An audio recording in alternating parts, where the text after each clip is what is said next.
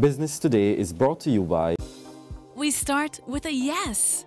But when life takes unexpected turns, you can still say yes to more.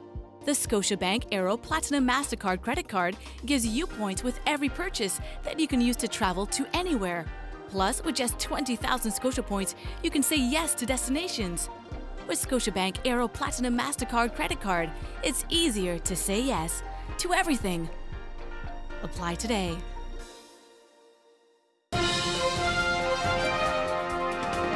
This is the Business Today. I'm Sandy Dean. Barbados should seek the help of the International Monetary Fund, but it should do so on its own terms.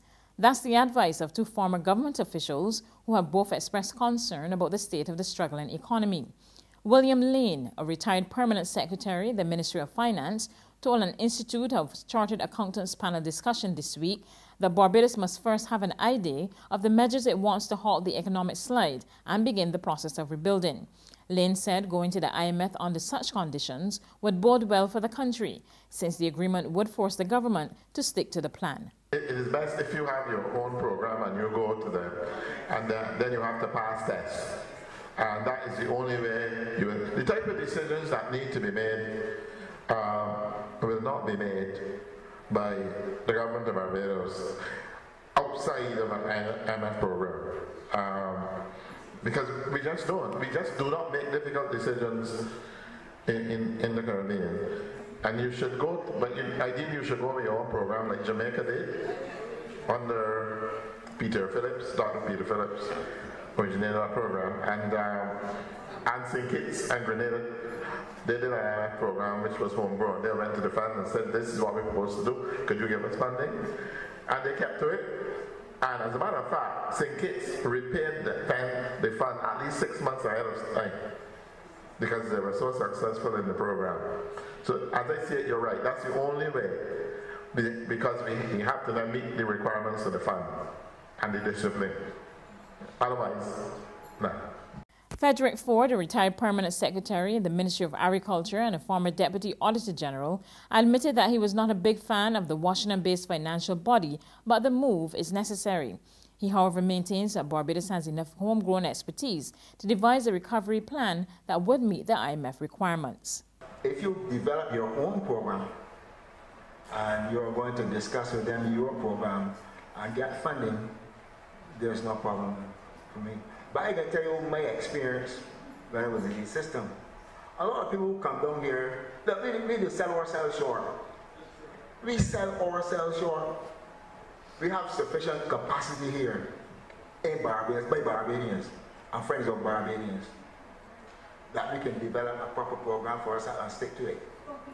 Okay, but we sell ourselves short. A lot of people come down here from far and away, I will say overseas. Just come with a little plan, then milk you to get, they come with a template, right? And they want to stay here as long as possible because they love this place. But if we have the capacity, I think I said this earlier, we have the capacity in Barbados, if we are really serious, to develop the type of programs that we have to develop to get ourselves out of this rut. Ford also suggested that the government was spending too much and it must drastically cut its expenditure. He cited the government's pension scheme as a worrying example. I look at the government's pension bill over the last 5 years. I'm a pensioner. And we can't continue at that pace. So we need to probably say to public servants in the future, public servants, you have to contribute to your own pensions. That's a hardcore decision. I would like it to happen, right? But when I look at the numbers that I see, I tell myself that we will be in trouble maybe 10 years from now, as short as 10 years from now.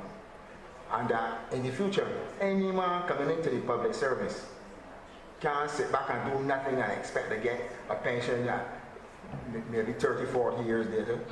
Maybe if people contribute to their own pension, they get up and work. You understand? So yes, I say we can collaborate with the IMF, but don't let them give us a program. We collaborated with them before in 1991, and basically we had a good collaboration, and you remember what the Prime Minister said, no devaluation.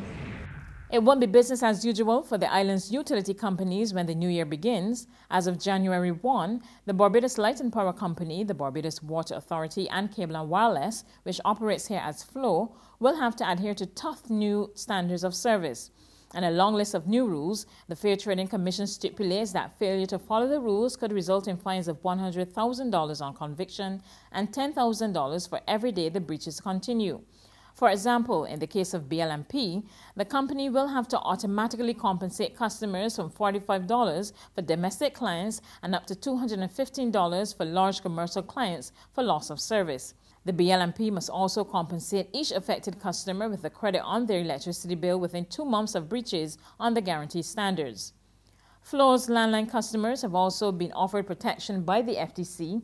Among the long list of service standards, Flow has 7 days to connect domestic customers who request service or want their service transferred to a different residence. For business clients, that's 5 days.